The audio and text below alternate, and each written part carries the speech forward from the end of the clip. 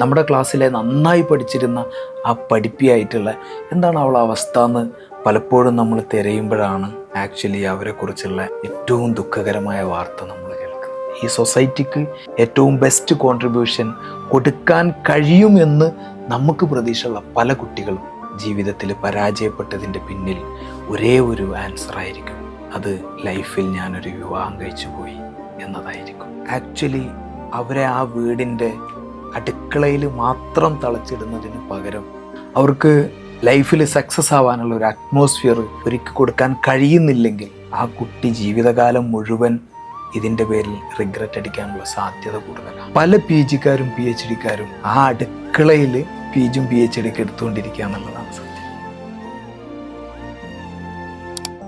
നമ്മുടെ ക്ലാസ്സിലെ നന്നായി പഠിച്ചിരുന്ന ആ പഠിപ്പിയായിട്ടുള്ള എന്താണ് അവളുടെ അവസ്ഥ എന്ന് പലപ്പോഴും നമ്മൾ തിരയുമ്പോഴാണ് ആക്ച്വലി അവരെക്കുറിച്ചുള്ള ഏറ്റവും ദുഃഖകരമായ വാർത്ത നമ്മൾ കേൾക്കുന്നത്. ഈ സൊസൈറ്റിക്ക് ഏറ്റവും ബെസ്റ്റ് കോൺട്രിബ്യൂഷൻ കൊടുക്കാൻ കഴിയുമെന്ന് നമുക്ക് പ്രതീക്ഷയുള്ള പല കുട്ടികളും ജീവിതത്തിൽ പരാജയപ്പെട്ടതിൻ്റെ പിന്നിൽ ഒരേ ഒരു ആൻസർ ആയിരിക്കും, അത് ലൈഫിൽ ഞാനൊരു വിവാഹം കഴിച്ചു പോയി എന്നതായിരിക്കും. ആക്ച്വലി അവരെ ആ വീടിൻ്റെ അടുക്കളയിൽ മാത്രം തളച്ചിടുന്നതിന് പകരം അവർക്ക് ലൈഫിൽ സക്സസ് ആവാനുള്ള ഒരു അറ്റ്മോസ്ഫിയർ ഒരുക്കി കൊടുക്കാൻ കഴിയുന്നില്ലെങ്കിൽ ആ കുട്ടി ജീവിതകാലം മുഴുവൻ ഇതിൻ്റെ പേരിൽ റിഗ്രറ്റ് അടിക്കാനുള്ള സാധ്യത കൂടുതലാണ്. പല PGക്കാരും PhDക്കാരും ആ അടുക്കളയിൽ PGയും PhDയൊക്കെ എടുത്തുകൊണ്ടിരിക്കുക എന്നുള്ളതാണ് സത്യം.